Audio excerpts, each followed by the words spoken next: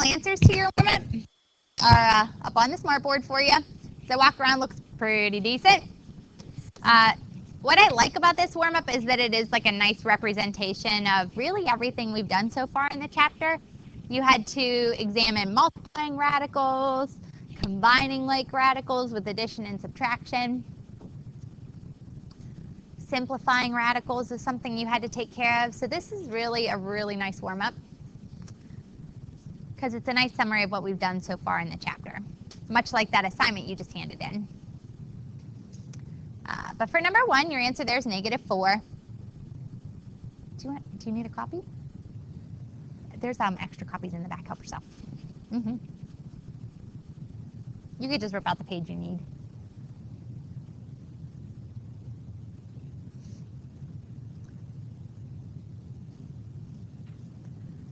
So yeah, number 1's -4. We'll talk a lot more about that type of problem tomorrow. The relationship between the square root of 5 minus 3 and the square root of 5 plus 3 is actually an important one.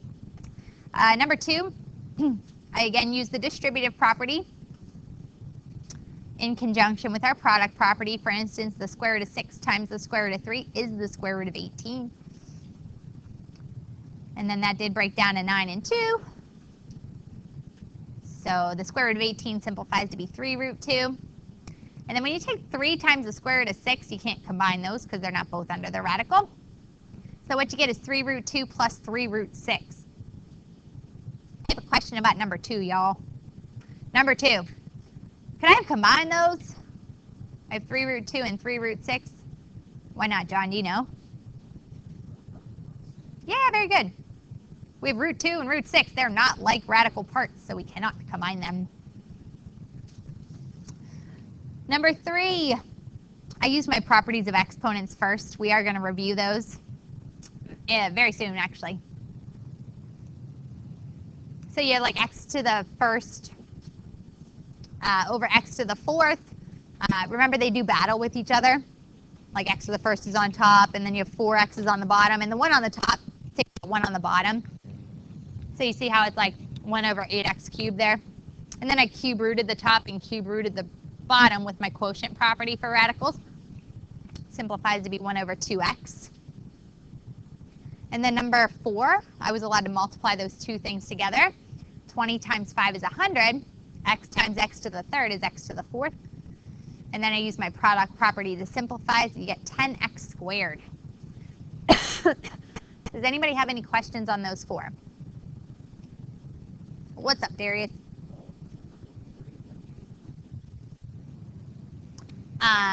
Is this the 2 you're mentioning? Yeah. So I didn't show it, but I did use the product property on the bottom there. Like I had to take the cube root of 8 times the cube root of x to the third. So the cube root of x to the third is where I got the x from. What number can I raise to the third power to get 8? That number is the 2. There were 5 numbers we had to remember that were perfect cubes. So it goes like 1, 8, 27, 64, 125. Those are those numbers. What's up, Alexis?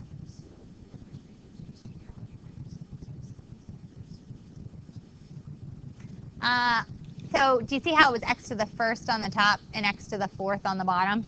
Yeah. So to do a little more scratch work for that, it's like we have x to the first over x times x times x times x. Those reduce out. So you have x to the third left over on the bottom. We actually defined that in saying, you know, we could actually subtract the exponent. You do 1 minus 4, it's -3. So x to the third had to go on the bottom there. Well, to be honest, I was seeking out perfect cubes. And I knew that if I reduced x and x to the fourth, I would get a perfect cube out of that, which is nice because I had to take a cube root. No. I understand like why you would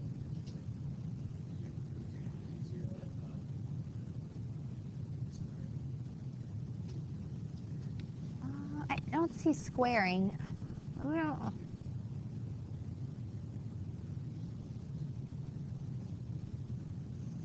What would you cube? I'm just talking I- about I understand that, but I'm just saying, how would you apply them? Like you were going to, I'm trying to see what you're seeing, John. I don't know how you would actually do that. Do you mean cube root? Because you're saying cubing. Okay. I was like, where is he saying cube? Okay. You could, to be honest, out of all honesty, you could cube root the top and cube root the bottom. But remember, we look for the easiest way to do the problem. So if you want to cube root x, here, I think this is the way you were going to approach the problem. You could correct me if I'm wrong. But this was the cube root of x over 8x to the fourth.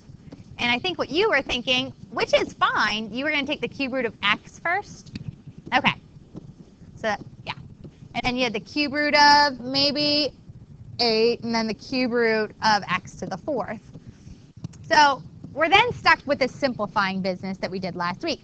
The cube root of x doesn't simplify. 3 doesn't go into 1. That's done. Cube root of 8 is 2.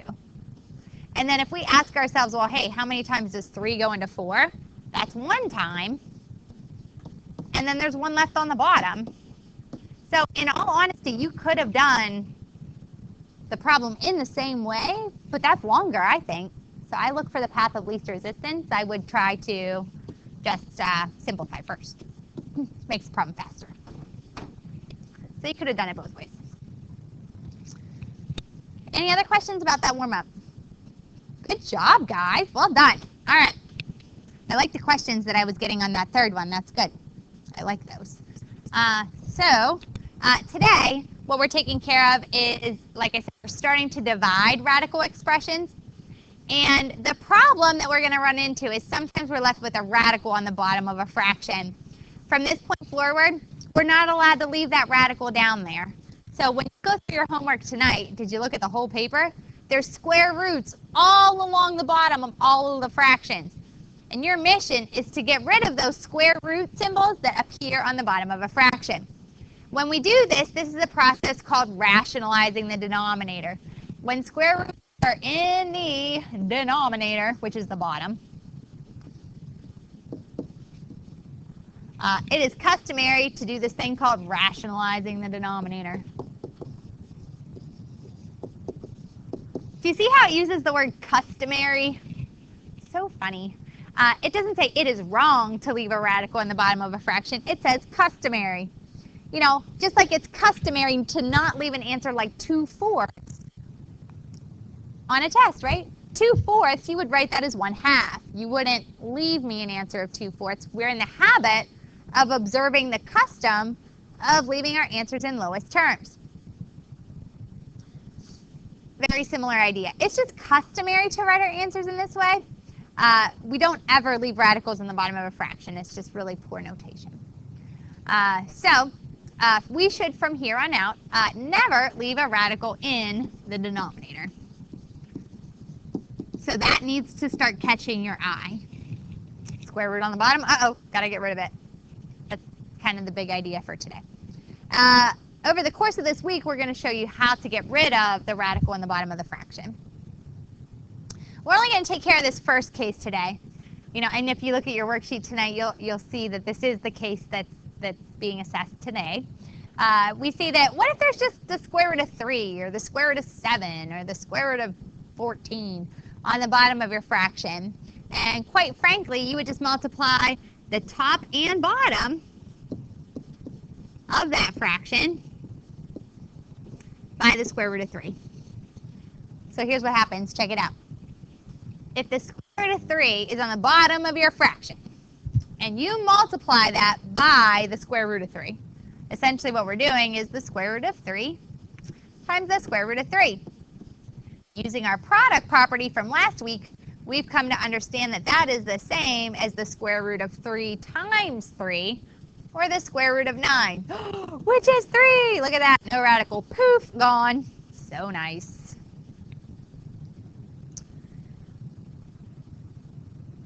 Another way of looking at the square root of 3 times the square root of 3, because it's the square root of 3 times itself, we could say that's the square root of 3 squared. Well, the square and the square root are inverses of each other. They undo each other, so you get 3. That's another way of looking at it. So what we're going to do is use this radical to help us get rid of the radical in the denominator, essentially rationalize some of our denominators. We'll come back to the idea of a conjugate pairs tomorrow. But for right now, your homework looks a lot like example 1.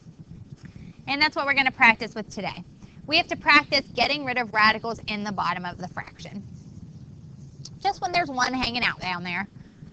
So if you take a look at part A, it says 5 divided by the square root of 2. The square root of 2, that square root symbol is not allowed to be down there. So what we have to go ahead and do is multiply the top and bottom by the square root of 2. Now why I have to do it to the top and bottom is because the square root of 2 over the square root of 2 has a value. The square root of 2 over the square root of 2, that's just 1. So I'm just multiplying my fraction by 1. And in doing so, I'm not actually changing the numeric value of the problem. I'm just changing the form that it comes in. It's really similar to when you reduce 2/4, like I said earlier, to 1/2. They're the same number, you're just reducing out that common factor of 2. So here, I'm going to multiply the top and bottom by root 2. When we multiply fractions, we just multiply straight across. So I'm going to take 5 times the square root of 2, that's just 5 root 2. And then I have to multiply the square root of 2 times the square root of 2. Square root of 2 times the square root of 2, that's the square root of 2 times 2, or the square root of 4, which is, ta-da, 2. So the radical went away. We have 5 root 2 over 2. Now, just to show you I'm not full of baloney, here's how you're going to check your homework tonight.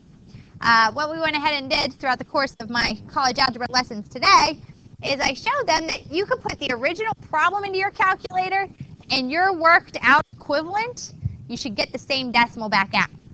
So what I'm having you do today is, for instance, we could enter into our calculator, the original problem was 5 divided by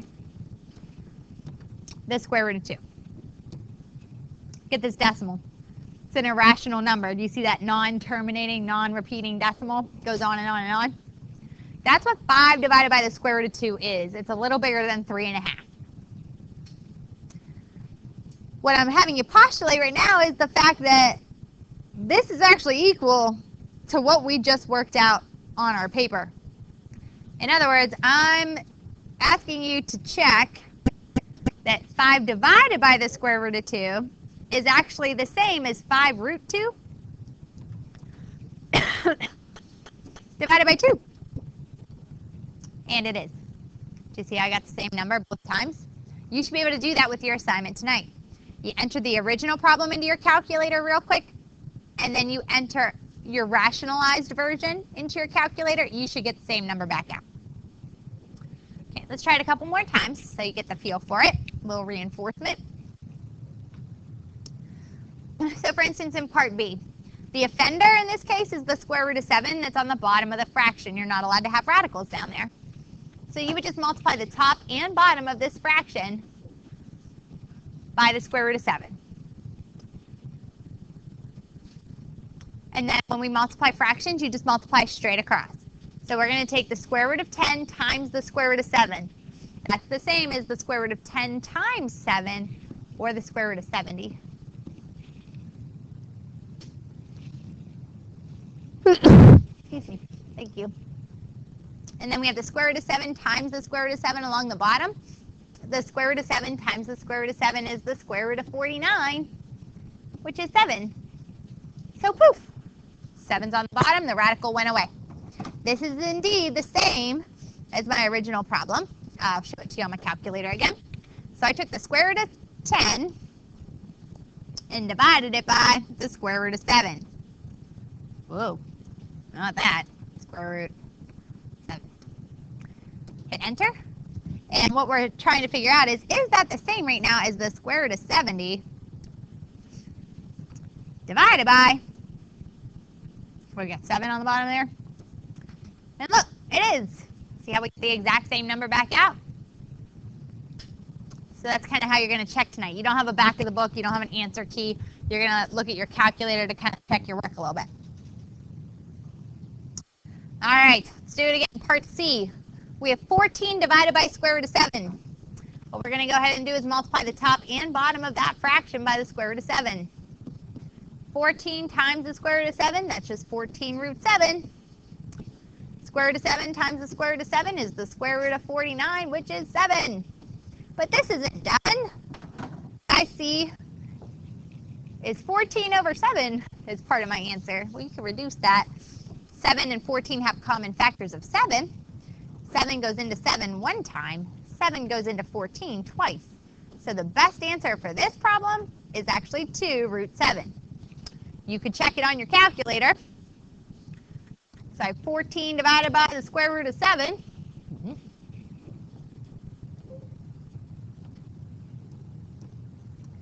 And right now we're trying to figure out if that is the same as 2 root 7.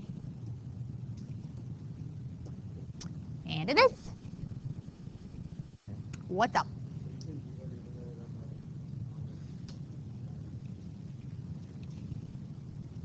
I think you're confusing the rules for addition and subtraction with multiplication and division, yeah. The phrase we use when we add or subtract is combine like radicals. But for multiplication and division, we have our product and quotient properties, so it's a little different. One last one. We have 5 divided by 4 root 2. There's a long way you could do this problem and a short way you could do this problem. As I was saying earlier, value the path of sort of least resistance. I'll take the easy way out. You could multiply the top and bottom by the entire denominator in this case, but I'm going to go ahead and just multiply by the root that I see. So I'm going to multiply the top and bottom of this guy by the square root of 2. And then when I multiply fractions, I multiply straight across. So I have 5 times the square root of 2, that's 5 root 2. And then I have on the bottom 4 times the square root of 2 times the square root of 2 there. Do you see how multiply straight across, you're taking this times this? When I multiply those things together, I have 4 times the square root of 2 times 2, which is actually the square root of 4. And that simplifies to be 4 times 2, which is 8. So the 8 is my new radical-free denominator. So 5 root 2 over 8 is your answer there. And you can check this in your calculator. It is actually logically equivalent to the original problem. You're going to try one. I see some of you quickly turning to your worksheet for tonight. I really like that you want to just kind of get started on that. You know, you're feeling good about it and you want to move on to the next thing. I want you to try one more problem on your own for just a second before you go ahead and cut yourself loose on the worksheet. The problem I want you to go ahead and try real quick for me is just number 1 on your conclusion set. 1 divided by the square root of 5. I want you to take care of that one for me real quick. And then if you get that one right, then you can go ahead and look at your homework for the next round. You guys did a really nice job with this. Gets a little tougher tomorrow, but your first day of it's going pretty well so far. As I walk around, people were multiplying the top and bottom by the square root of 5. So we get for our final answer square root of 5 over 5. Some of you are leaving the 1 there. That's not incorrect. It's just we don't normally leave that there, but it's not incorrect.